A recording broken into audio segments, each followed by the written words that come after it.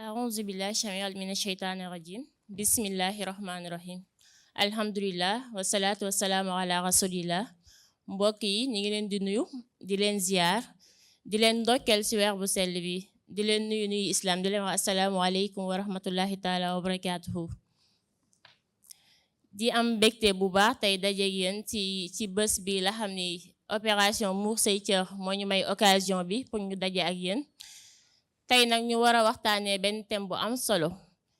thème bu ñuy woowee la psychologie de l'enfant et de l'adolescent maanaam lan mooy tolluwaayu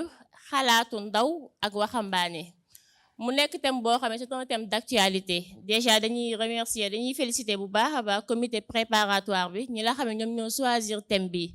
parce que c'est un thème boo xam ne c'est un thème d'actualité maanaam mi ngi ñëw ci heure bi ñu ko soxlawee parce que bu ñu seetluwee jamono bi léegi éducation bi sooxe na bu baax a baax mbonte bi mën nañ na bari na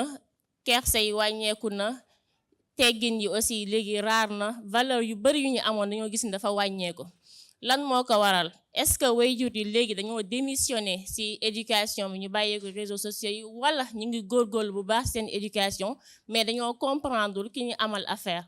maanaam xale bi ñu amal affaire kooku lan lay réfléchir est-ce que moom ak même philosophie de même réflexion la am ak adulte bi wala moom c'est à part est-ce que aussi xale yëpp ñoo bokk ñu ñuy réfléchir loolu nekk na ay interrogation yoo xam dafa am solo dina baax ñu teg ci suñu loxo ñu taxaw saytu ci pour jéem a trouver ay solution bi la xam ne ñu mën a éduquer suñu doom yi parce que jur doom neex na loolu mais aussi c'est une très lourde responsabilité comme ni ko yonent bi alayhi salaatu wasalaam waxee rek mu ne wayjur bu nekk sàmm la te yawmal xiyaama dañ la laaj liñ la dénkoon ana naka nga ko sàmmee donc mu nekk responsabilité boo xam ne dinañ on sera interrogé benn bés na ñëw ñu interroger ñu donc effort bu ñu def rek pour jéem a xam seen psychologie pour mun leen yar da ciy am solo maintenant thème boobu ki ñu koy defal suñu sœur la Aïda Samb madame Dieng nekk personne boo xam ne personnellement man daf ma marqué su ma fàttali ko bi ma ñëwee première année université di fréquenter mosquée bi en ce moment moom moo nekkoon amira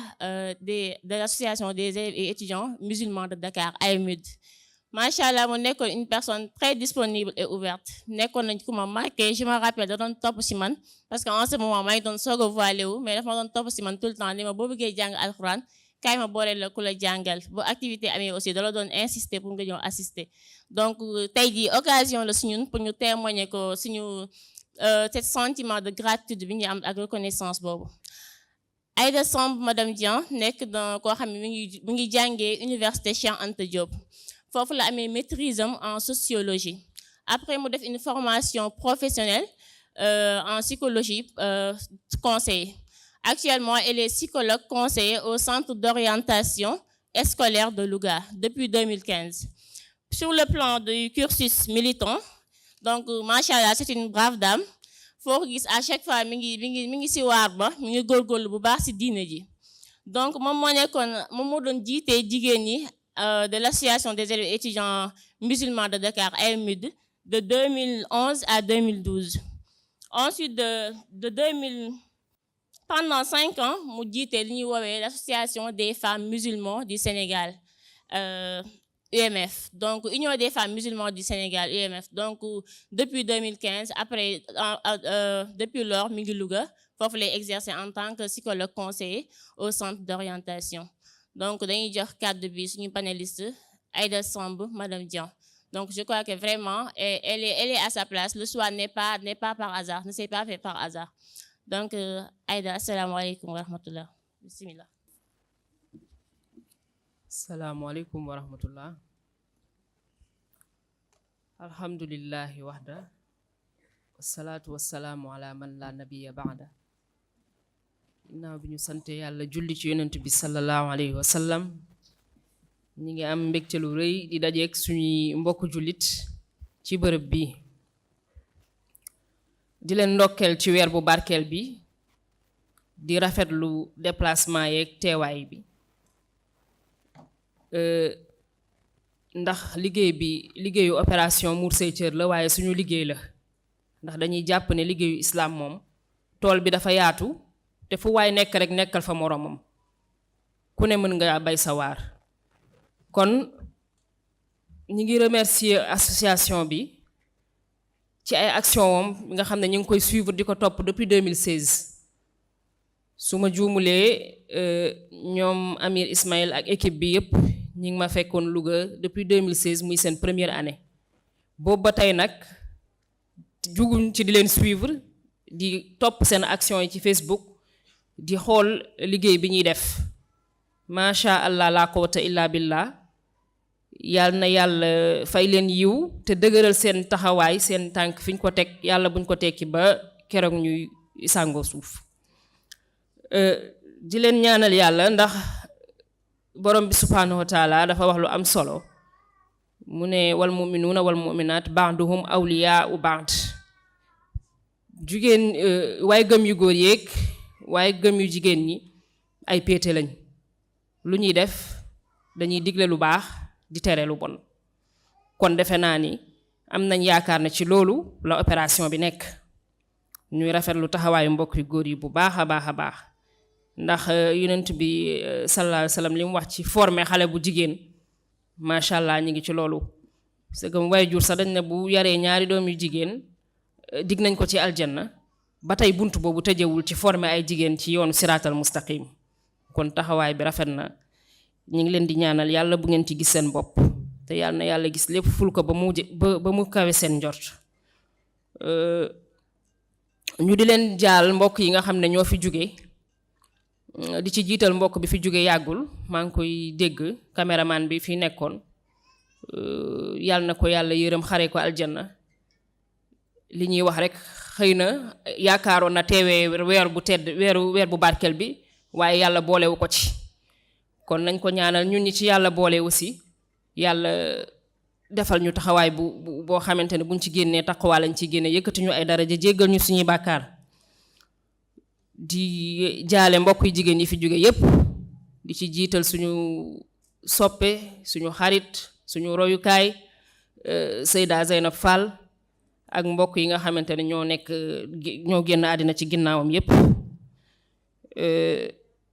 di rafetlu invité d'honneur yi ngeen am bisub tay bi it macha allah suñuy soppe suñuy tànta suñuy xarit suñu mbokk Seyda Aboubacar Sall suñu tànt Roqe Souleymane ak tànn Mam Jaara Ñang yàlla na leen yàlla saxal sàmm leen te bëril ñu mel ni ñoom rafetlu nañ seen invitation d'honneur boobu lool di gërëm ak a nuyu tamit suñu mbokk suñu tànt Seyda Ndey Fatou Fall di rafetlu liggéeyam bi ci wàllu xam-xam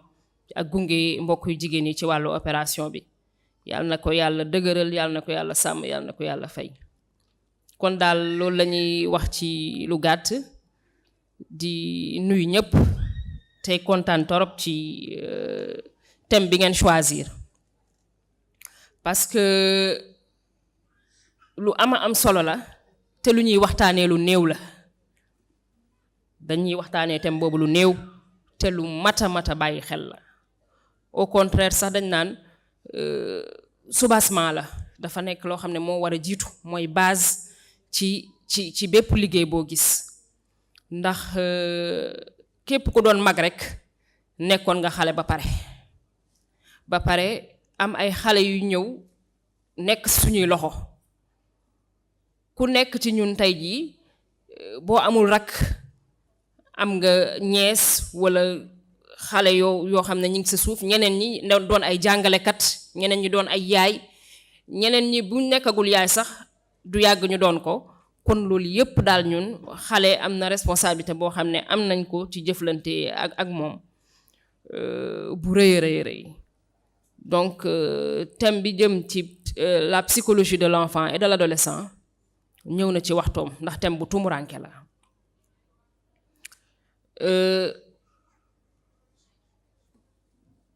maa ngi doon expliquer Ismaïl ne ko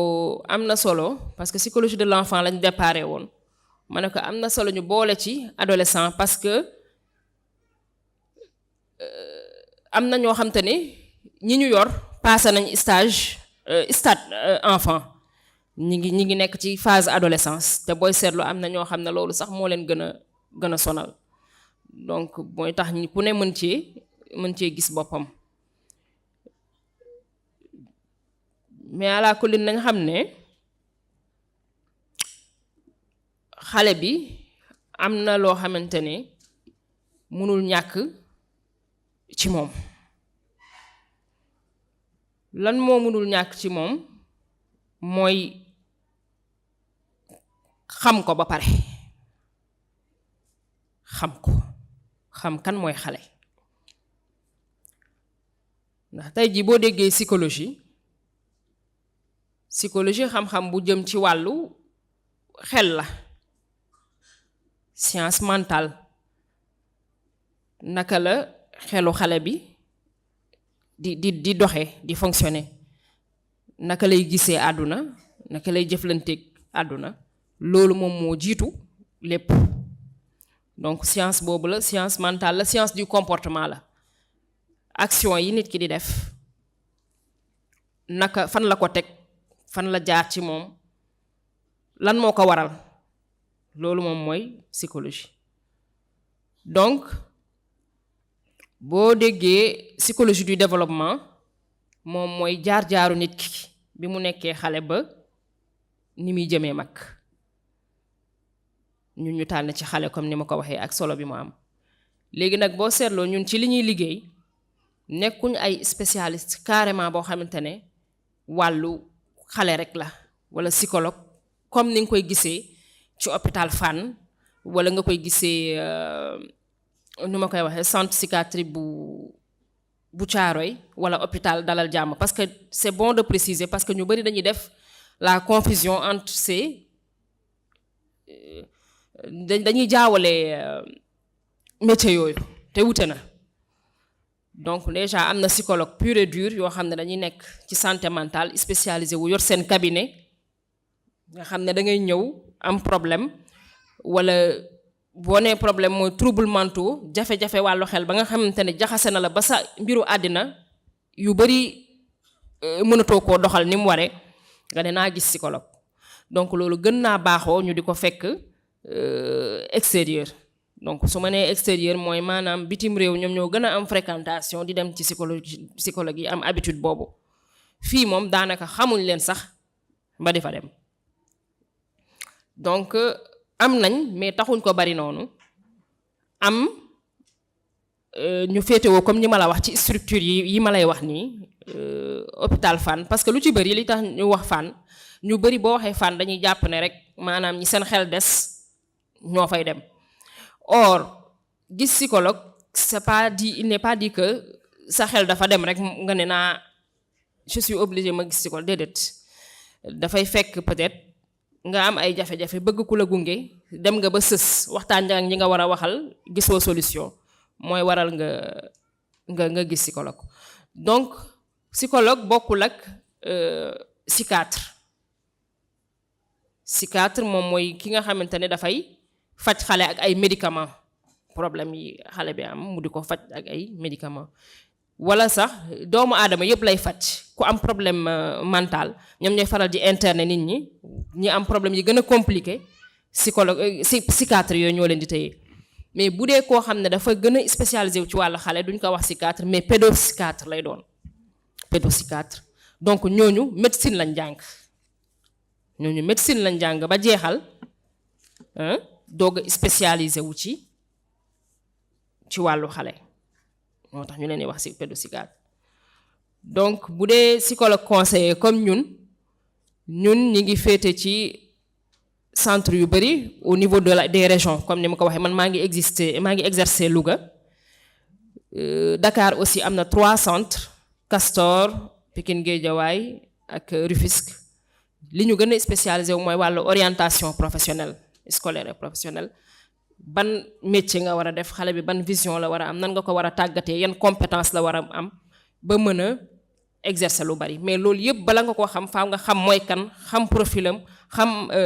ban façon nit la pour mu mën a def choix de métier boobu. looloo tax suñu base de formation nekk psychologie bi. léegi nag te képp ku wax psychologie du développement am na wàll bu rëy boo xam ne jël na ko suñu formation, muy développement humain. te ku ne développement humain da nga jaar ci xale ba yegg si mag. kon bu ñu jëmee ci loolu li njëkk ci développement humain balaa nit kee nekk xale am na fu mu jaar. loolu fan la mooy nekk na xale nekk ci biiru waajuram foofu la psychologie njëkk a ñëwee ñu bari dañu yaakaar ne xale bi day judd ba pare nga doog a am loo def ci moom wala nanga boroom xam-xam yi gëstu nañ loolu yàgg cee wax donc la première étape mooy moment bi nga xamante ne waajuram bu jigéen mi ngi ko ëmb ci biiram précisément au 4e mois de grossesse bi mu amee 4 weer ci ëmb boobu la commencé am yu muy dégg ci biti di yëg li xew ci biiru waajuram bokkagul ak li ci biti ñu dem tuuti cœur bi commencé di battre nga xam ne ruu gi soufflé nañ ko comme ni ñu ko islam jàngale kon loolu foofu la psychologie départ ñuy xam ne kon waajur am na responsabilité bu rëy ci doom rawatina waajur bu jigéen waaye nag ak ka nga xamante ni moo ko gunge ci ëmb boobu di ko tette di ko wan yoon ba nga xamante ne xale bi cadre bi muy nekk lu baax la fay dégg lu dëppoog li nga xamante ni moom lañ bëgg mu doon ëllëg fa la koy déggee mu jëm ci lu mel ni wàllu son yi yaayam di wax bu dee alxuraan lay tari da koy dégg bu dee lu baax lay def da koy dégg bu dee maara de taal musique lay déglu ma ngi cee déglu kon nañu xam ne mbir mi tàmbale bi foofu la kon bu ñu jàllee ci loolu yàlla dogal ki nekk ci biir bi di dem ba génn nga xam ne mi ngi doon dégg respiration battement du cœur yaayam ak place ci biir fi mu nekk foofu ko yàlla nekk di ko sàmm ñu dem ba 7 mois 8 mois muy dégg bruit extérieur yi jóge ci biti kon ba yàlla dogal mu génn su génnee nag commencer interagir ak environnement bi nga xamante ne extérieur la mooy nit ñi wax ak moom di muy commencer di leen xool di gis gestes yi nga xam ne mi ngi ci yoon bi ci biir loolu dafa am benn psychologue bu mag moo xam ne moom dafa jàng xale def évolution ci ay stade ay yoon chaque période mu wax ne fii la xale bi tollu 0 ba 2 ans am na lu ñuy xaar ci moom am na lu muy mën foofu lay commencer di nekk en contact ak ay objet lu mu gis bëgg ko laal bëgg xam lan moo ci nekk bëgg ko toucher nga yaakaar ne kii li muy jël di ko sànni ak li muy yëkkati di ko kii da koy def noonu rek mais defu ko au hasard yaramam ak objet yi lay comparer lu mu jot day xool nu mu koy defee boobu mi ngi jàng àdduna ci ngay yëkkati dara mu sànni ko ci suuf làmb dara kii nga defee ne ay action yu muy def noonu la rek mais noonu la ko yàlla tàggatee ci développement wam noonu lay def tamit bu gisee ay nit ñu mu xamul des fois mu di leen bañ parce que am na kanam yoo xam ne moom la fixé jàpp ko ba pare bu gisee ñeneen da koy daal di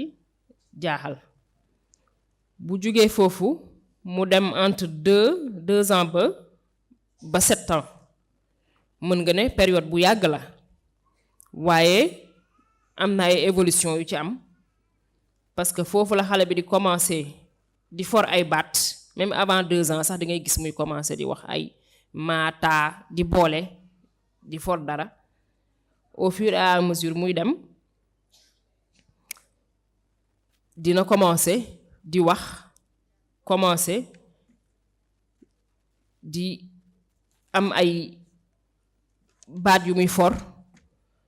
su demee ba ci beneen moment bi 4 ans 5 ans boo ko defloowee mbir day seet ni mu ko mënee par exemple nga ne ko bâtonnet yi ma yor defaral ma ci escalier danaan la xaaral indi ko danaan la xaaral ma jëlee ko yi gën a ndaw ba yi ci gën a suuf ba yi gën a jëm ba ni mu gën a kawe parce que xelam foofu la toll. moo tax des fois ci wàllu jàngale dafay am solo bu baax a baax kiy jàngale wala kiy yar mu xam xelu xale bi fan la toll parce que bu ko bëggee sëf wala mu bëgg koo forcer loo xamante ni nii xelam àggagu fa rek problème day am. moo tax baax na lool stade bu nekk mu xam fan la xelu xale bi toll donc li ma la wax ci 2 ans ba 7 ans noonu mi ngi jéem mais li muy def munu ko jox sens day def mais munu ko jox sens parce que xel mi tolloogul foofu. léegi nag bu ñu yeggee ba 7 ans foofu la ñuy woowee l'âge de la raison comme le tubaab naan l'âge de la raison quand l'enfant a 7 ans et perd ses dents. lii ma lay wax nag na nga am benn représentation bul doon ko figé fixe ne mbir yépp ñi lay tëddee ndax yàlla des fois mu def ci xale yoo xam ne la ngay xaar foofu ñoom avant sax commencé nañ mel noonu balaa ngay ñu yegg sa temps commencé nañ di liggéey loolu yàllaa koy def mais stade yooyu bi ñu xoolee xale yi li ci ëpp loolu lañ gis ci ñoom maanaam loolu lañ seetlu. léegi nag foofu war na am lu mu leen bàyyi loo xel man bi ma ko jàngatee ba gis 7 ans ñu ne lu ci bari ci la xale bi di dugg daf maa yóbbu fu sori ndax li yonent bi sallallahu alayhi wasallam wax ne booy jàngal xale di ko sant julli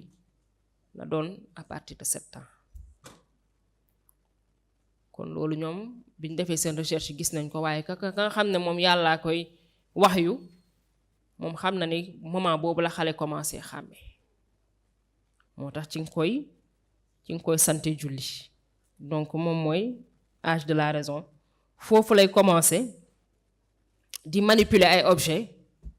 di mën a gën a avancer ci li nga koy sant di ko gën a comprendre loo ndax sànq bi nga ne ko defalal escalier dafa jël ay bant yu ndaw tegal la nii jël bant yu mag yi tegal la mais bu yeggee foofu sañ na nag léegi mën la defal escalier yu baax parce que âge bi commencé na ñëw commencé na nu ma koy waxee xam-xam bi mi ngi commencé leer. donc loolu nag day dem ba 7 ans ba 12 ans parce que xale moom il vit à l'instant tey lay dundee lu mu xam moom la xam lu mu gis objet yi lu mu gis ci loolu la mën a basé wu lu mu gisul lijjantiwu mooy la phase des opérations concrètes lu concret nga ko mën a wax mu xam ko bu concret wul mënu koo xam donc loolu day dem ba 7 ans ba 12 ans. léegi nag xale bu yeggee ci phase adolescence mooy à partir de 12 ans jëm kaw foofu lay mën a xàmmee nga xam ne boo ko tegalul sax li muy gis dina la mën a réfléchiral ba génneel la ci ay résultats foofu jóge na dans la phase des opérations concrètes dem dans l'abstrait suñ nee abstrait mooy loo mënta teg sa bët nga ne ko expliquer ma wala defal ma dissertation wala loo xalaat ci lii mu doog a mën a di la indil ay raisonnement di xalaat mais loolu boo ko bëggoon def loo xale bu ndaw bi du ko mën parce que xelam yeggul foofu. looloo tax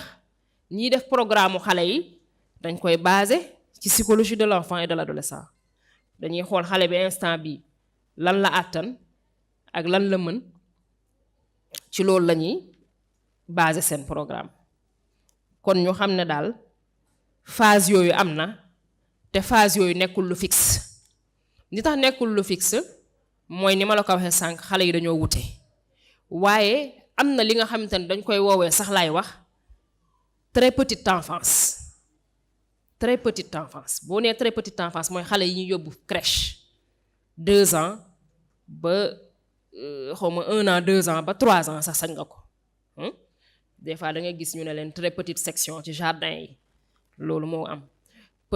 très petite enfance boobu boo ci jógee yaa ngi dem petite enfance mooy 3 ans ba 5 ans 3 ans ba 5 ans loolu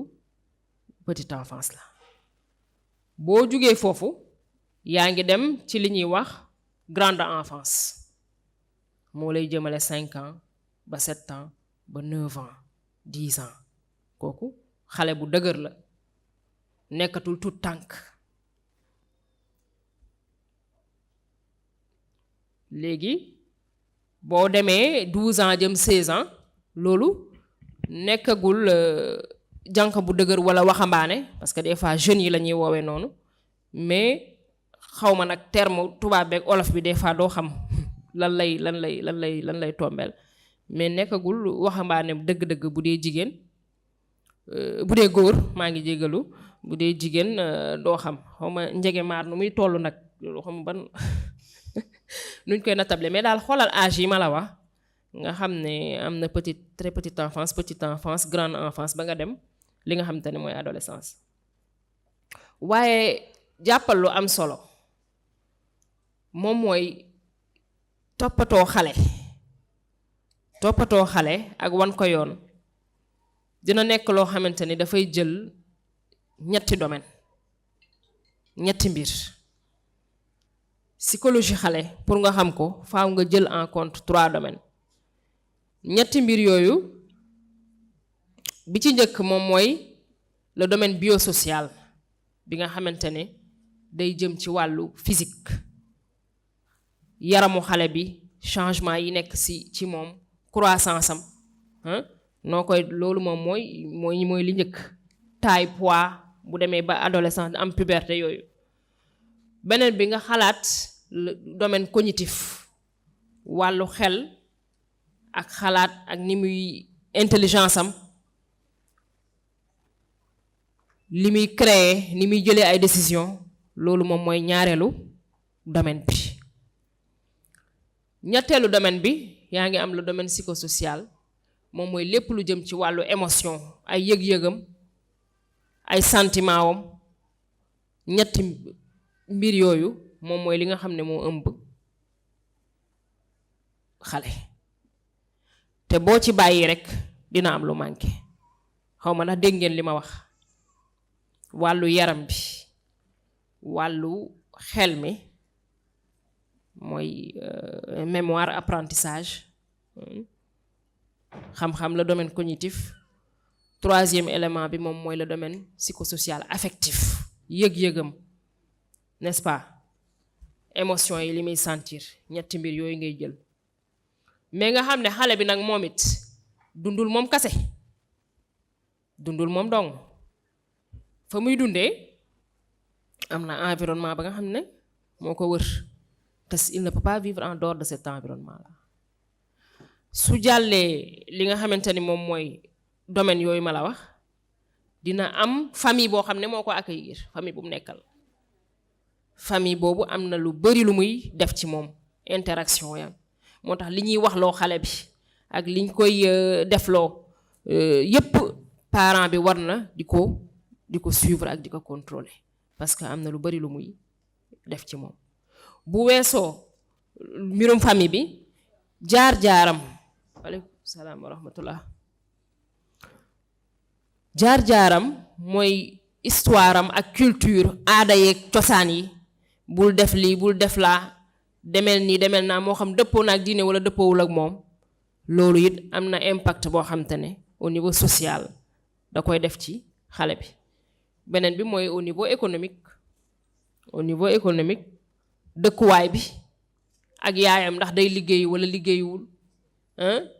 ñi mi faral di nekkal loolu beneen impact la boo xam ne dafay am ci xale bi kon boo jugee ci moom ci jëmmam li ma la wax moom ngay def si moom environnement bi muy nekk it war nga koo ñoŋal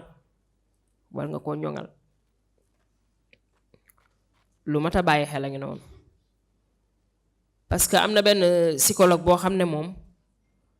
ku siiw la ci ñuy jàngale léegi sax ci wàllu méthode yi ñuy jàngalee xale dañuy inspiré wu moom ci moom lu bari mooy ku ñuy wax Maria Montessori baa ngeen dégg la méthode Montessori Maria Montessori moom dafay wax ne xale bi développement wam naturellement yàlla dina ko gérer moom dina màgg ni mu war a màggee comme ni mu évoluer ba toll ni mu toll waaye yow miy jëf ci li nga war a jëf ci environnement bi ko wër nga war a agir fexe ba li ko wër doon environnement bu mucc ayib bu sain mu doon lu jafe nag ndax ku ne xam na dëkk bi ñu nekk ak yi mën a fëkkaate gi wër waaye nag waajur bi moom war na fexe ba bu bëggee psychologie xaleem ñoŋ muy bàyyi xel environnement boobu nga xam ne mooy wër xale bi.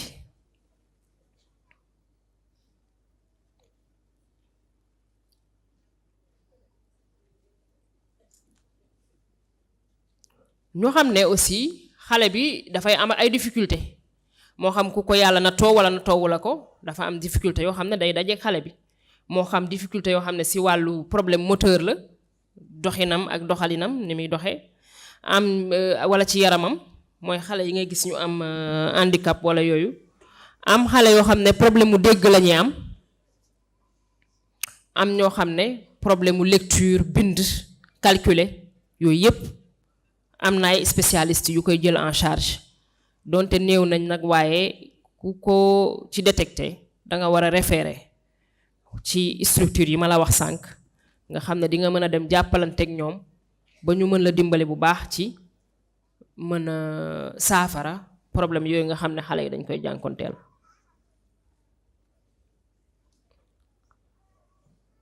léegi nag dafa am benn mbir bu am solo bu mat a bàyyi xel mu jëm ci wàllu cerveau xale suñ ne cerveau mooy bopp bi ne ci xel mi fi mu ne cerveau xale dafa fragile dafa malléable maanaam dafay matagul maturagul kon dafa laaj benn toppatoo boobu li ci njëkk li boroom xam-xam yi digle ci wàllu psychologie moom mooy na am empathie waaw suñu waxee empathie mooy au-delà de la sympathie yëg-yëgu nit ki xale bi sentir na ñi ngi koy protéger ñi ngi koy taf ci yaa ngi koy taf ci sa bopp lu ama am solo la loolu dafay màggal xale day màggal xelam am attitude bu douce ci envers l'enfant loolu lu mat a bàyyi xel la buy jooy nga di ko nax loolu kenn du ko jàngal benn waajur sax waaye ñu bañ ko sàggane parce que sàggane ko mën na indil xale bi dépression wala mu doon ko agressif parce que dañ ko sàggane bàyyi cerveau bu muy jooy ba xol bi di tàng bay bàyyi noonu loolu dafa jara moytu donc uuf bi ngay uuf xale beeg fonk gi nga koy fonk ak taf bi nga koy taf sa bopp terewul dàkkoowul ak di ko teg ci yoon ak di ko wan yoon di teg ay règles yoo xam ne moom la amee waaye empathie boobu ngay defal xale bi it war ngaa fexe ba entourage bi ma la wax sànq ñoom it ñu am empathie boobu mu bañ a am ci yaay ji kase nañu tàggat suñu bopp ci bañ a di sàggane xale ak di ko bañ a wan cofeel ak mbëggeel parce que loolu moom mooy tax cerveau am gën a développé wu mu gën a doon ku mucc ayib donc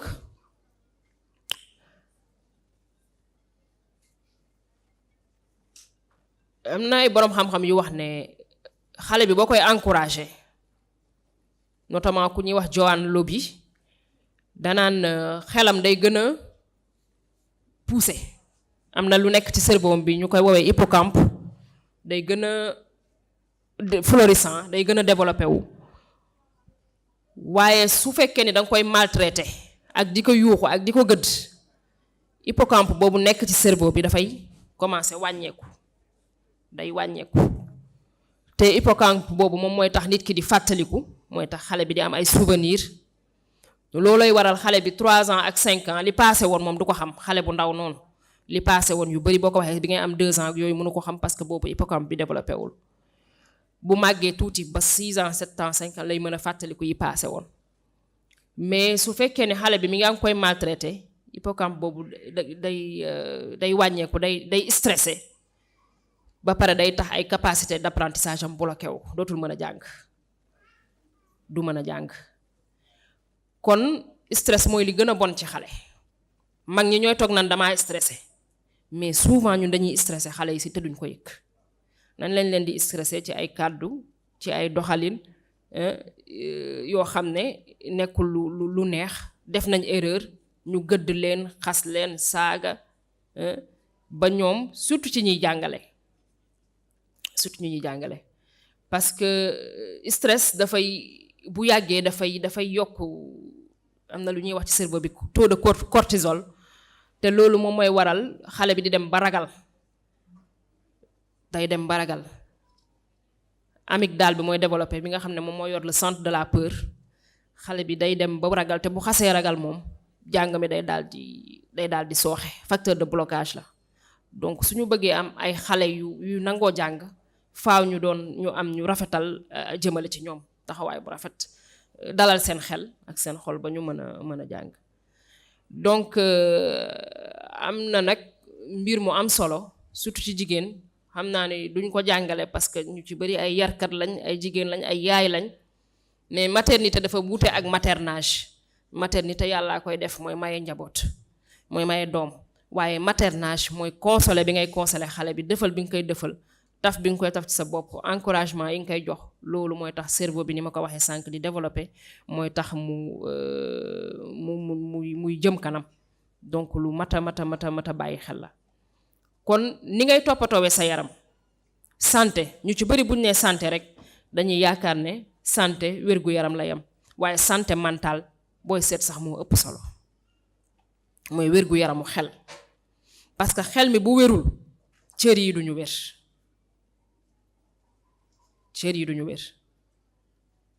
parce que ki am ay problème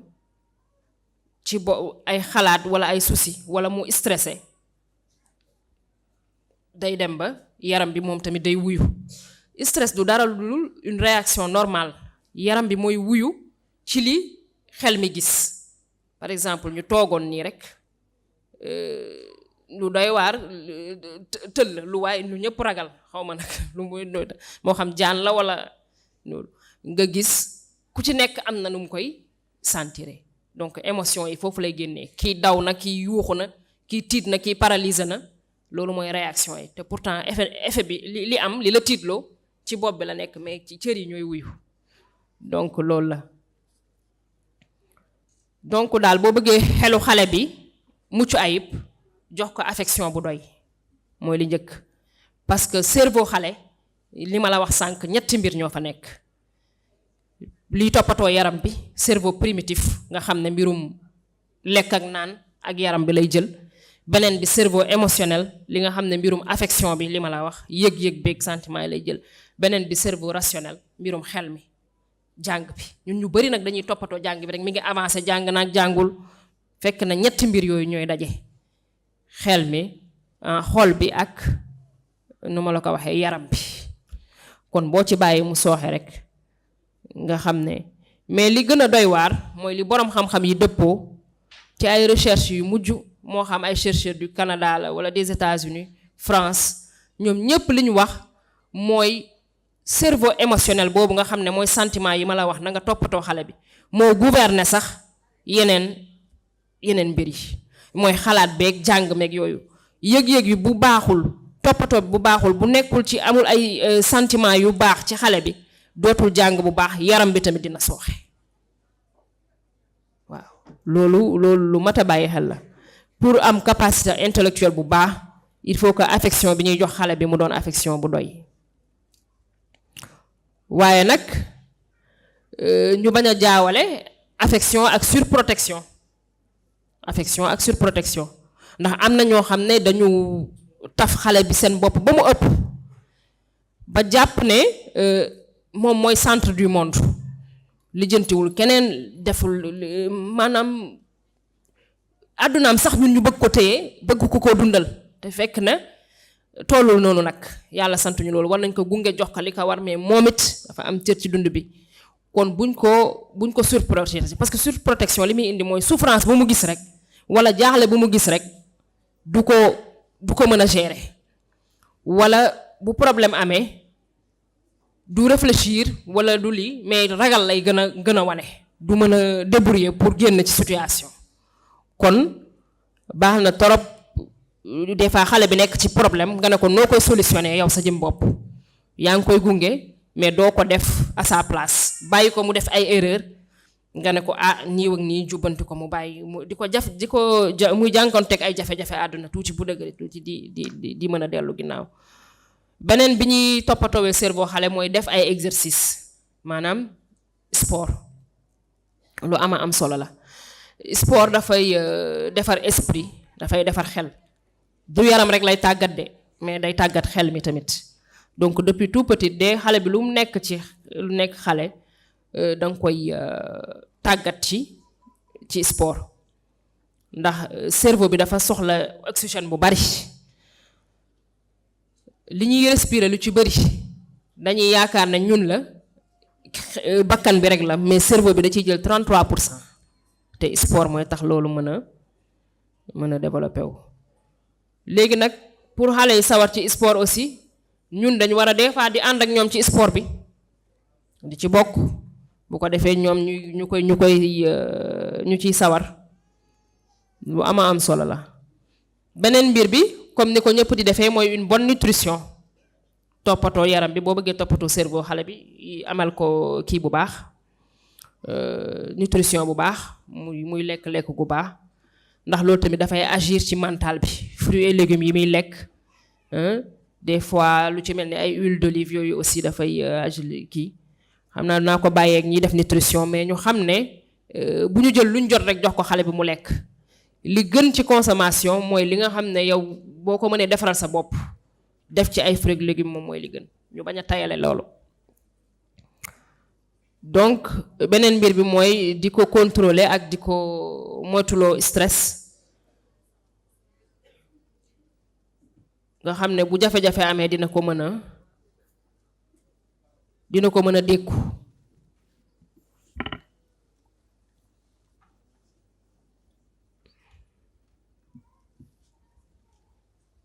xale bi aussi war na mën a doon ku sopp ku ñuy yëngal muy bokk ci ay activité di bokk ci ay programme di dem sport wax nañ ko léegi activité extra scolaire bañ a ko topp ci jàng kase loolu dafa baax ci féexal xolu xale beeg xelam ak jëmale ko kanam. beneen mbir bu am solo bu ñuy tëjee ci wàllu xale mooy mbirum fo xale yéen ñi yor ay école maternelle wala ñiy jàngale kayar ñoo ma gën a xam ne xale mënoo dugal dara ci boppam lu dul ne danga koo jaarale ci fo donc loolu moom boroom xam-xam psychologie yépp dëppoo nañ ci. am na psychologue boo xam ne mi ngi fii sax Dakar ñu koy wax Ibrahima Giroux am na formation bu ñu doon defal dafa nañu l'enfant ne joue pas il travaille xale li muy def nga defe ne day foowul day liggéeyam la. ñu xam ne kon programme bi nga yaakaar ne yaa ngi jàngal xale bi mu duggee CI wala feneen programme bi mi ngi tàmbale depuis maternelle 2 ans 3 ans yaa ngi koy jàngaloo science muy laal ay objet di def suukar muy seey di def ay expérience di dugg naan loolu muy découvrir noonu loolu moo koy màggal mooy tax mu am ay capacité. kon daal 0 ans ba 6 ans xale bi war na di jouer lu baree bari ba pare jeu yooyu sax mooy tax yenn saa yi muy sori tablette yi ak numérique bi nga xam ne moo la jël ñëpp ci jamono mën na fa jàng lu bari mais des fois bu amee ay jeux pratiques dina tax mu pousse loolu tuuti nekk en manipulation avec les objets ci loolu lay jàngee lu bari. malheureusement nag suñu société bi wax dëgg yàlla jouer moom xaw na fee tumuraanke torop.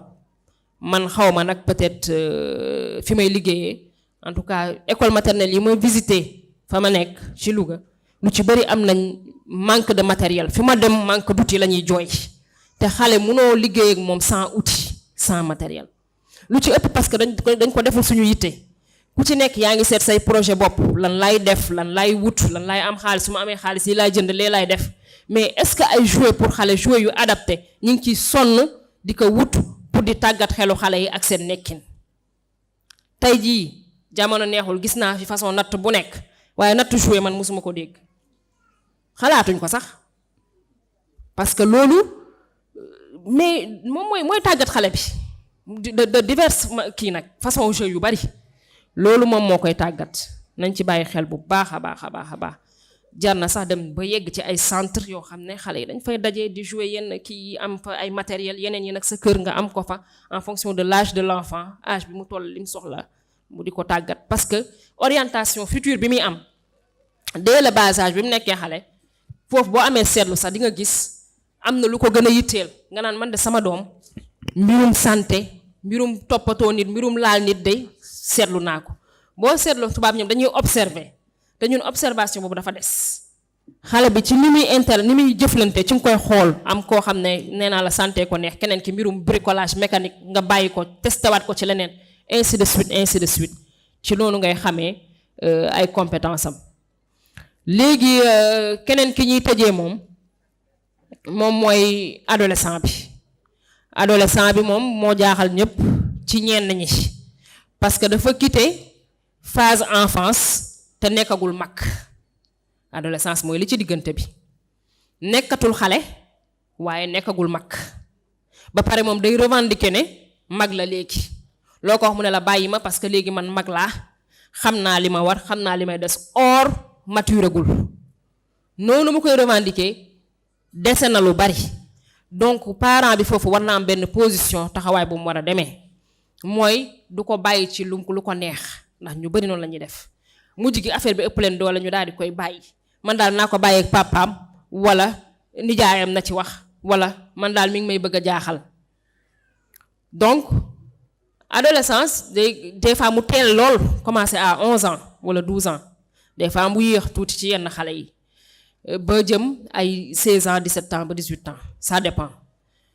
mais alhamdulilah am na xale yoo xam ne dañ koy dund sans problème ni ñuy wax puberté changement am na seen yaram fii ñi ngi màgg mais sonaluñ kenn ñi ngi koy gérer alhamdulilah bul dégg adolescence rek yaakaar ne ñëpp am crise de l'adolescence am noo xam ne nag wax dëgg yàlla moom macha allah sonal na leen torop foofu nag moom laa la wax bul bàyyeeku ba ëpp naa ko bàyyeek ñeneen waaye bul rigide ba torop ne dama koy nii lay jaar li ma wax lay def déedéet ñaari côté yëpp bu mu ëpp doonal koy waxtaan ak moom bu ko bàyyeek boppam waaye bul doon koo xam ne danga koy kii parce que danga koy dimbali ci phase boobu phase bi dafa difficile même ci yaay ji sax gisoon xale mu nekk xale ba mu yàgg nga gis muy màgg des fois ñu bari da leen di ragalloo changement yi am sama doom ji nekkatul xale nga di ko observer di ko yërëm muy daw sa yaram waaye nag loolu mook àddina ñoo ànd ku nekk xale di nga màgg waaye di ko jàppale ba mu jaar ci phase boobu parce que phase bu fragile la ni xale fragile noonu la fragile mi ngi jëm mag am agression externe yi gën a bari li nekk ci biti di ko gën a agressé muy gis lu ne dëkk bi nga xam ne ñun ñii mag sax pour nga moytu day jafe asumalaak ñoom ñi nga xamante ni ñoom ñooy xale donc lu mat a bàyyi xel la ñu jara jàppale lañ parce que wax naa sànq nañu xool nu ñuy tàggatee xale yi ci jeu ak liñ soxla ba ñu mën a màgg bu rafet accompagner leen sur le plan psychologique mais adolescents yeeg adolescentes yi aussi soxla nañ accompagnement ci seeni besoin ñoom parce que ku ci nekk besoin yi nga am besoin xale bi bokkul ak besoin adolescent yi boo ko jaawalee rek du kii du door donc da nga koy xoolal ñoom li ñu bëgg surtout réseaux sociaux yi nga xam te moom moo leen sonal torop gën a réfléchiraat ci programme yoo xam ne dina leen attirer dina dëppook seen jamono dëppook seen diine lu am solo loolu tool bu yaatu la tool bu yaatoo la boo xamante ne macha allah liggéey ngi ci parce que xale yaa ngi màgg ñi ngi leen bëgg a tàggat ci diine am na ci lu leen àddina di woo faaw ñu xoolaat expérience yi foofu pour mën a construire seen personnalité te mu am solo lool des fois ci phase boobu góor ñi nanan man de jigéen ñi dañ naan xàmmeetuma sama doom ji changé na góor ñi commencé démissionner ñu xam ne la psychologie de l'enfant yamul ci jigéen rek wax naa ni kenn ëppalewu ko ci ndax école maternelle la ñuy wax langue maternelle la ñuy wax maternité maternage mais góor ñi bu ñu jàppul ci psychologie bi ba yegg ci topp bi du yomb kon ñoom it dañu war di saytu xale bi di ko xool di jàppale si yaay yi bien que ñoom ñoo ëpp liñ fay ñàkk nekk mais seen kéem kàttan ñu koy saytu. Donc di déglu xale bi meilleur moyen bi ñuy mën a jëflante xale muy xale bu ndaw bi wala ku mag ki communication la. Même xale bu ndaw bi dóor li ñu jàpp mooy li war a mujj boo demee ba ñàkk pexe, mais bu dee objectif bi nga bëgg ci wàllu yar li nga bëgg mën nga koo am bul jaar ci dóor. Parce que dóor bi ak yuuxu yi yépp bul yaakaar ne ci yaram bi la yem de mi ngi ci xel bi am na lu mu fay jouer. boo ko defee rek am na lu mu fay jouer yuuxu bi nga koy yuuxu ak kon yow yaa war a njëkk a ménager sa bopp. Parce que nit ki bu gérewul boppam gérer stressam toppatoo boppam mënul toppatoo xale loolu na leer. Yow des fois problème yi ngay am moom ngay transférer ci xale bi yaakaar ne moo la tooñ fekk defu la fekk yaa ngi ko mi ngi la léegi damaa énervé dama sonn damay stressé fekk moom defu la dara pourtant. Donc kon ñun nañu defaraat suñu santé mentale ñun mag ñi pour mën a yor xale yi. Donc communication daal muy xale rawatina ci adolescent boo ko mënee am mooy lépp mu dem ba rus la mais bu mu la rus boo xamante ne yow lay rus boo fa nekkul mu def leneen mais na ragal boromam. Nga jox ko ay mbir wan ko danger yi ne ci mbir yu bari di waxtaan ak moom foo toll ba da ngay nekk koo xam ne du ngeen amante relation bi na rafet au lieu que muy am communication keneen mu di ko am ak yow. Kon loolu moom mooy li nga xam ne moo gën a mën a faj lépp. Di ko orienter aussi ci mu am métier di xalaat lan mooy projet d'avenir am loolu su ko adolescent bi amee rek dina tax mu sawar il faut qu'il se projette ban kii la am ban compétence la am lan laay defi ëllëg loolu lu baax a baax lu am solo. Ci loo xam ne day tax xale bi sawar lu may doon yan métier yan formation et cetera ak lan laa mën fan laa mënee di ci gëstoog moom. Léegi nag enfin li ñuy tëjee mooy boo demee ba xam ne lii jaaxal na la ñaanu yàlla kenn yegg ca amaana lii ñu wax buñ ci kiiwee mu lool nga daal di wut ku la dimbale référé ci ñi nga xam ne ñoo la tane pour ñu jàppale la. Kon daal ñi ngi jéggalu ci kàddu yi di wax ne lii lu néew a néew la ci lu bare ci buntu boobu di ñaan mu doon benn tàmbali rek yoo xam ne gëstu yi dina ci gën a yaatu outils yi gën ci yaatu li ñuy jàppale xale yi ak adolescents yi yëpp gën a jëm kanam. ñu ngi remercier waa opération bi yëpp di leen wax jazakumullah xayran soxna Ndeye Fatou. Jazakillah xayran soxna Aïda Samb madame Dieng macha allah thème bi am na solo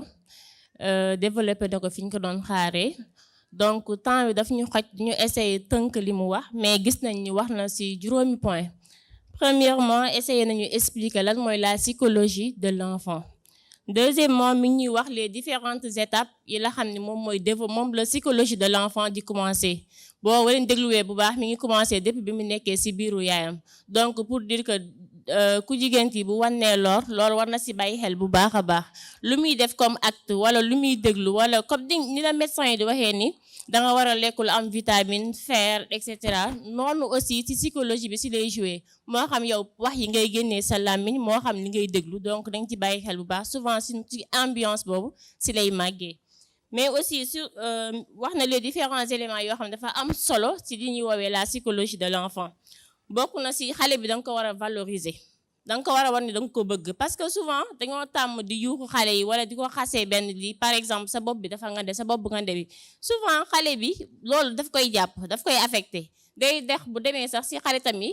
dafay nangu ni moom mooy ki la xam ne bopp bi dafa ngande wala moom mooy ki la xam ne dafa nulaax wala moom mooy ki la xam ne dafa ñaaw lu tax parce que depuis kër ga ñu ngi ko tàmmaloo loolu donc loolu lay waral su màggee du am benn estime de soi il aura toujours tendance muy dellu ginnaaw parce que dafay jàpp ni moom nekkul kenn par rapport aux autres te loolu waajur yi dañ ci war a jouer rôle bu important di valoriser les enfants mais aussi di leen déglu fii malheureusement on n'a pas cette habitude li ñuy xam mooy xale duñ ko déglu alors que xale dafay am ay besoins récemment sama benn sœur mi ngi ma koy expliquer moom surveillante la ci école mais nee na benn jour xale yi nga ñëw ñoom ñëpp ñu triste kenn nangul wax ñu toog ci boolu añ ji mun leen soo leen waxulee man tamit duma lekk ñu ne ko lan la ñu leen di déglu mu di ko nekk naan man suñu kër kenn duma déglu su ma waxee ñu ne ma noppil genre yooyu rek lañ doon wax pour te dire que l'enfant aussi dafay soxla ñu koy déglu di ko déglu ci déglu boobu ci ngay mën a xamee li baax li nekk ci bopp bi nga mën ko ci aider mu évoluer ci mais aussi li bon li nekk ci bopp bi nga mën ko ci aider pour mu dañ ci bopp bi mais aussi ñu éviter di stresser enfants yi comme ni mu ko waxee stress ni mu bonee ci mag ni ko raw la bonee ci xale parce que loolu xel nangu na ko sagam mag la mën a causer yenn feebar yi la mën a handicapé carrément kon waxatuñu xale parce que xale cerveau développé wul à ce point mais l'autre chose mooy comme ni ñu waxee élément yu important 4e point bi mu ñëw mooy élément yoo xam ne dafa important pour développement pour aider xale bi mu développer li la xam moom mooy cerveau bi bokk na si yim si doxee mooy di ko aider mi def sport dafa baax si doomu aadama baax na si ñëpp xale aussi c'est la même chose mais aussi di éviter di ko surprotéger des fois dañ koy bàyyi mu demal boppam tout le temps que ñu am ay mesures yoo xam ne dañ koy accompagner mais aussi ñu koy jox muy lekk gu sell ci ñëpp la baax rawatina ci xale mais aussi muy foo xale mënul tout le temps mu nekk comme mag jàng lire du foo non loolu daf koy handicapé day tax ni mu war a développer du ko développer par rapport ak yeneen morom mi donc yooyu nekk na ay éléments yu am solo yu ñu ci jox temps bi permettre ñu développer yenn éléments yi foofu la ñuy yem d'autant plus que am na ay questions yu fi ñëw que dinañ ko jox mu essayer répondre ci très rapidement. Première question ki dafay laajte mu ne est-ce que normal na yenn comportement yooyu gis ci xale bu am moins de 2 ans comme le fait que muy gaaw a mer wala bi ñu def cours ba ci yàgg mi nekk di dóor bopp bi ci miir bi wala genre ne loolu est-ce que normal na ci xale.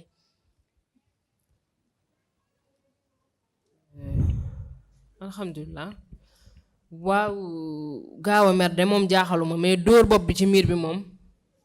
trouble la waaw loolu war nañ ko xool de léegi nag lu ñuy xool la rek bu xam origine du trouble lan moo ko waral donc loolu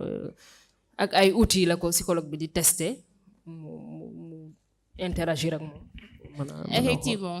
donc souvent yenn gestes yu anormal yooyu boo ko gisee 2 ans c'est vrai que mënul wax.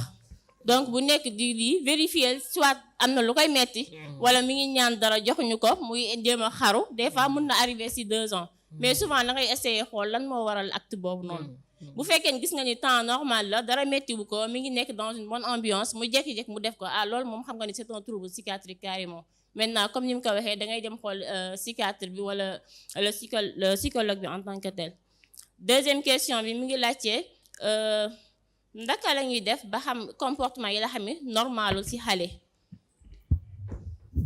waaw comportement yu normalul ci xale am na xale yu sedd am ñu gën a yëngatu mais xale moom fu mu nekk dafa war a xale bu toog ne nemm loolu ñii jàngale ma ko gën a xam surtout rawatina récréation wala moment xaritam yi di foo mu toog croiser les bras loolu nekk na comportement bu normalul loolu benn la ci. waaw kon dégg ngeen ko c'est ça xale bu sage bu yaru baaxul dafa feebar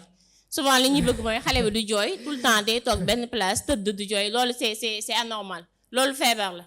xale bu sage c'est pas bon en tout cas dafa war di bouger muy def yenn bêtises yi nga koy corriger loolu mooy li normal mais boo xam ne dafa toog tout le temps lekk mu lii surtout à un certain âge loolu ça doit alerter da war na dem consulter médecin. Troisième question mu ne ban effet le téléphone yi mën na def ci xale yi am 1 à 2 ans. teel na de 1 à 2 ans teel na malheureusement nag bon ñun addiction aux écrans moom léegi xale bi bu juddee sax léegi nee nañ ci biiru yaayam sax lay commencer miin tablette yeeg numérique bi mais teel na torop 3 ans sax dañ naan teel na asuma la ak 1 ak 2 ans. donc foofu te li ma leen wax sànq rek alternative yi mooy jouer yi bu ñu bari woon daal pare intéressé leen mënoon nañ ci dimbali ci loolu waaw. effectivement teel na trop et des études ont montré que xale buy jël téléphone tout le temps wala écran mu koy fixé non seulement ça va inhiber maanaam dafay limiter li la xam moom mooy le développement du cerveau mais aussi cet enfant plus tard dafay am problème visuel. Par exemple une étude a été faite récemment aux États-Unis dañoo gis ni xale bi tout le temps à la maison dafay yor téléphone bi mi ngi ci écran bi di jouer mais une fois bu demee à l'école maternelle dafay fixer benn endroit il ne bouge pas day fixer rek benn endroit il ne bouge pas et effectivement lorsqu'on a fait le suivi première étape on a diminué le contact ak téléphone bi ñu dem di ko diminuer progressivement ba arrêter ko et avec le temps maintenant elle s'est repris donc pour dire que déjà dafay inhiber le développement du cerveau parce que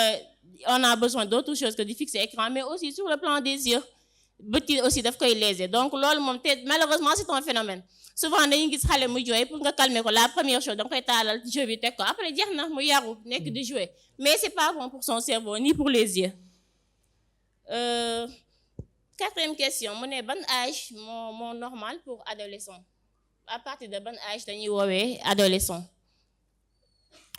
waaw am na ñuy teel a dugg ci adolescence parce que comme ni ñu ko diine jàngale jigéen bu gisee baax daanaka kooku mën nañ ko considérer adolescent te ñi koy teel a gisuma ko nag mais dégg naa ne am na ñu koy gis à 9 ans waaw dégg naa ko donc kooku déjà dugg na ci adolescence ñeneen ñi 11 ans 12 ans jëm kaw donc loolu la ko tubaab yi kii. Beneen question kii dafay laajte lan mooy provoquer crise d'épilepsie ci xale. donc waaw boobu c'est plus d'ordre médical. justement crise d'épilepsie loolu feebar la boo ko gisee ci xale da nga war a dem consulter le médecin. maintenant nag cause yi ko mën a joxe bari nañu en fonction de médecin yi boo ñëwee naam ay analyses yu mu def wala ay examen yu ñuy woowee EMG pour vérifier le cerveau c'est en fonction de ça moom la mën a wax lan mooy étiologie bi des fois am na crise yu ñuy woowee les crises d'épilepsie idiopathique maanaam gisuñu lan mooy étiologie bi amul cause donc souvent loolu il sera dañ koy mettre sous traitement naam ay garab yu muy jël muy def rendez-vous avec le temps yàlla mën na def mu disparaître comme mën na ba nga nekk le cas donc pour vous dire que étiologie maanaam cause yi bari nañu mais des fois aussi cause mën na ci bañ a am. mu ne toujours ci crise d'épilepsie mu ne selon la tradition maanaam traditionnellement est-ce que mën nañ ko faj. traditionnellement lan la ci namm. bon je sais pas xaw ma lu mu ci namm mais loolu la laajte mu ne selon la tradition est-ce que c'est possible de soigner. peut-être faju olof yi lay bëgg a wax. mais bon man de maa ngi ko gën a gis ci faju tubaab crise d'épilepsie parce que comme ni ma la wax sànq action yi dal nit ki yëpp cerveau bi moo ko commandé donc foofu la ñuy xool à quel niveau la kii fa la ñuy agir d'habitude c'est les psychiatres qui interviennent parce que psychologue du joxe médicament psychiatre mooy joxe médicament mooy interné mooy faj yooyu donc psychologue outil lay wut jël rek ak waxtaan ak am objectif ak yow nga jóge fi nga nekk ba jëmale la fi nga xam ne foofu bëgg jëm loolu moom mooy rôle psychologue ci comportement yi lay agir. léegi moom mi ngi laajte mu ne par rapport ak seen domaine. est-ce que am na ay centres yoo xam ne dañuy mën a accueillir xale yi ak waxambaane yi les enfants et les adolescents. bon centre ado de dinaa koy gis centre ado mais néew na aussi taxu ko bari des fois di nga gis ñu ne la demal centre ado wala ay fàtte beneen kii bi ci région yu nekk dina fa am waaye man li tax sama xel dalul mooy ni ma ko bëggee moo des ñi nekk ci centre yi assistants sociaux yi ak waaw ñi topp xale yi foofu ñun ñëpp ay jullit lañ mais jëfin doxalinu islam bi mu bëgg ak li ñu namm ci projet tàggat xale yi ci diine war nañ ko mën a dëppale xaw ma ndax li may expliquer yéen a ngi koy comprendre ndax bëgguma ñu dem ñu wax leen mbirum centre rek adolescence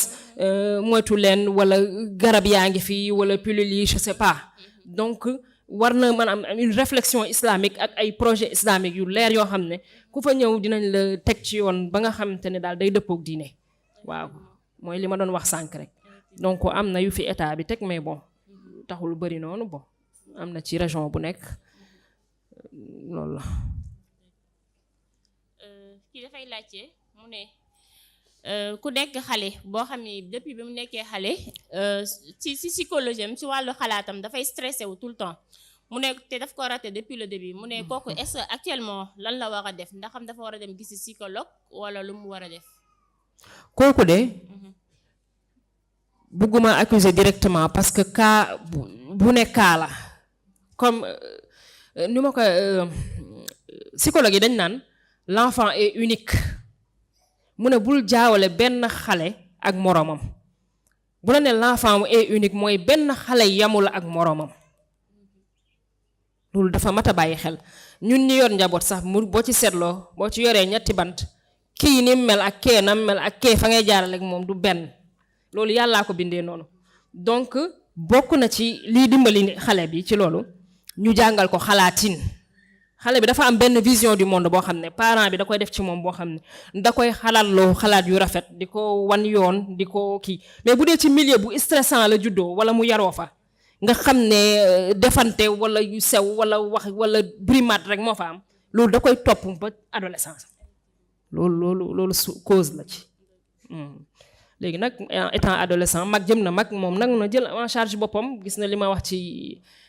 moytu stress ak psychologie yëpp parce que tey ji problème mentaux yi AVC ak coow yi nga gis yëpp lu ci bëri fii la nekk stress te jaru ko fi lu ñëw am na solution donc bu waxtaanee rek mën na gis pexe waaw. donc loolu la kooku daal li ñu koy conseillé mooy na waxtaan ak doomam. Parce que loo gis daal ci communication lay jàllee. te stress boo gis am na sabab lan mooy sabab bi il faut nga waxtaan ak moom. def la tout ba xale yi bu ñu rusee ñu wayjur surtout ça parce que wax ji mooy suñu rusee wayjur yi soo leen gisee dañuy normal temps bi nga nekk ak ñoom ñëpp dañuy normal mais bu ñu génnee kër ga beneen nit la ñuy nekk te loolu dañ ko fiy gis ay exemple récemment ñu ngi ñuy wax benn exemple boo xam ne koo xam ne day dund sunna macha allah doomam yi da leen yar si diine et tout mais ndaxte doom ji su génnee dem école dafay simmeeku muy def kii TikTok di ko def si lii bi kooku beneen kiwam collègue am moo ko gis TikTok naka yow ki ma gis dafa mel sa doom la te pourtant bii génn kër ga dafay muuru macha allah dem jàngi et tout donc kooku li ñu koy gisee mooy c'est parce que dafa rus yaay ji xëy na moo tax am comportement bu baax mais bu génnee leneen lay def te pourtant nee na moom def na li mu war yëpp yar na ko si dina def na lu mu def mais je pense que xëy na relation bi waroon a am miinante bi moom moo si amul. donc daal essentiellement en cas de stress waxtaana la xale bi nga xool lan mooy source de stress bi soo ko mënee bloqué rek nga mën ko bloqué donc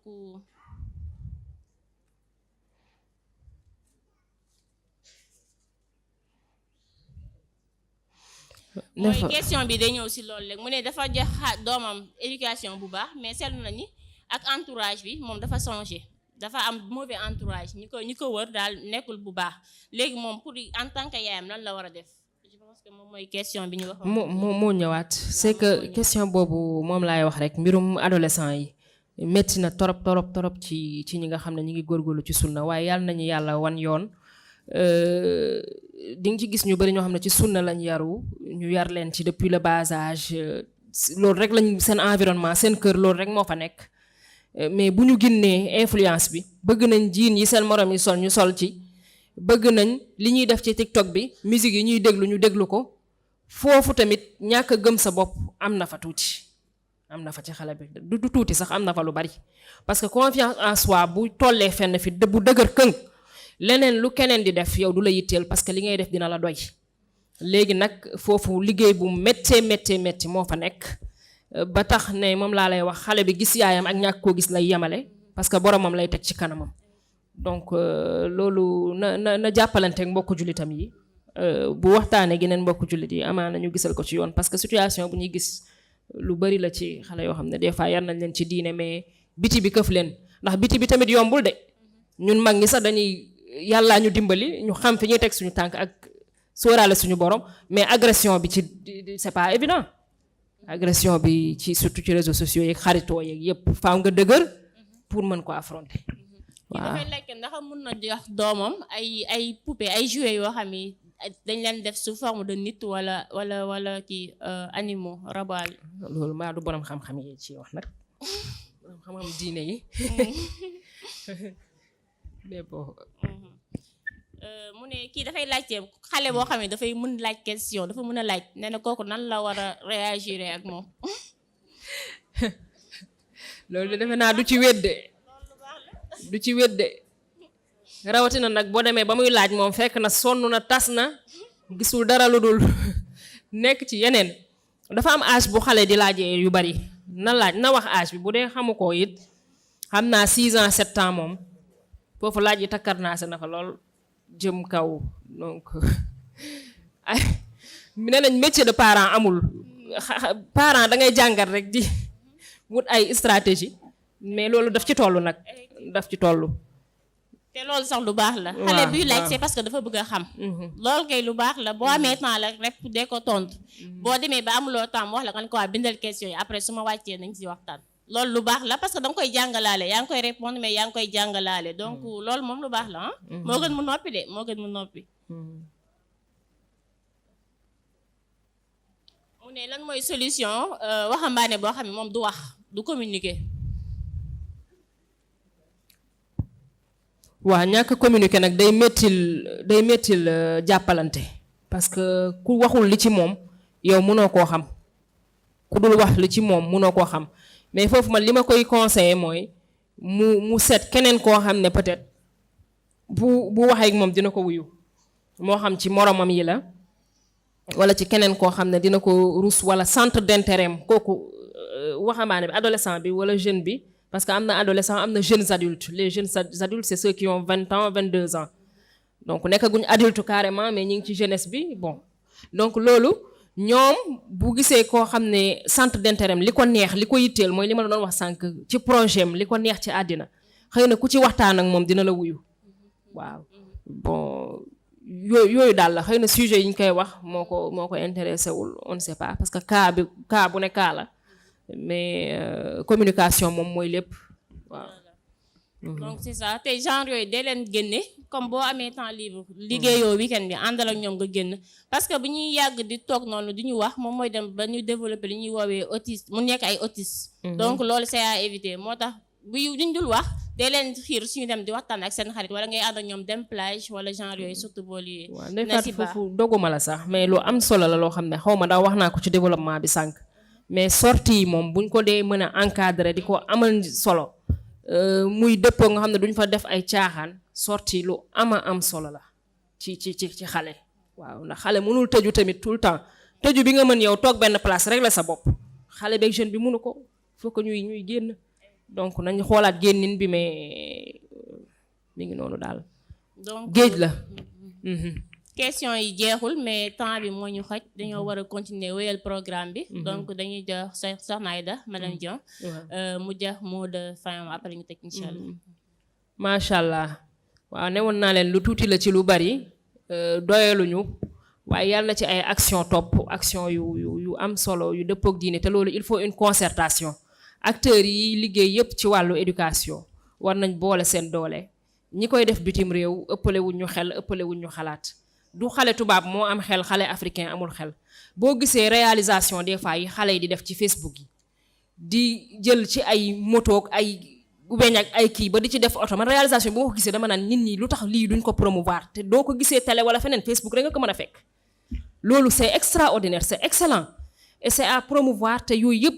defuñ ko moo xam ci wàllu orientation xale yi seen capacité tàggat leen gunge leen bu ñëpp nee yàcc du sotti donc il faut que ñu gën a boolewaat suñuy doole ci côté xale ak adolescence yi jot na parce que pauvre na torop ci suñu réew mi ci domaine boobu waaw des na lu bare comme ni ma ko waxee sànq parents yi aussi bu ñu bàyyee yar bi éducateurs yi rek ne ñoom kat jox naa ko sama doom wóolu naa leen ci déedéet observation bi sa doom kenn mënu la cee remplacer sama yaa doon wax naan bët bi yaay di xool doom kenn mënu ko xoolee kon yow war nga di superviser li muy def di xool bu dee même bu dee kii fii la nekk maternelle petite section grande section objet yi muy toucher nga ñëw di ko xool di am di wax ak maîtresse bi li nga gis ci moom day tax kooku gën a am ay information ci xale bi di ko suivre xale da ngay am jotam di ko suivre ñeneen ñi fu ñu wuteñ dañuy suivre xale bi di ko observer di ko déglu di waxtaan ak moom am jotam di ko bàyyi xel de très près ci la lu bees ci moom nga mën koo xam ci wàllu comportement kon daal nu ma koy waxee ñi ngi jaajëfal ñëpp di ñaan yàlla daal ci barke weer bi yàlla wan ñu yoon te tàggat suñu ndaw yi ñu tege ci siraatal mustaqim musal leen ci yi nga xam ne mooy fëkkaate rawatina mujjum jamono ji ñu nekk kon ñi ngi jaajëfal ñëpp di remercier waa opération Mour Say Thieur yëpp macha allah jazakumullah xeyran ñu ngi lay jaajëfal yow tamit Soxna Aïda di ñaan yàlla mu fay la mais aussi mu yokk xam-xam bi bu baax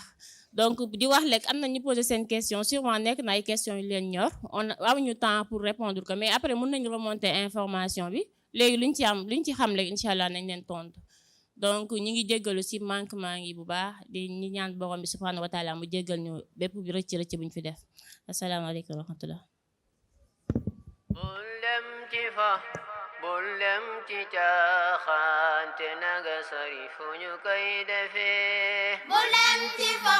bul dem ci caaxaan te naga sori fu ñu koy defee bul dem ci fa bul dem ci caaxaan te naga sori fu ñu koy defee bul dem ci fo bul dem ci caaxaan te naga sori fu ñu koy defee jàngal sa diine mooy sa ndam te loo ci xam nang ko jëfee bul dem ci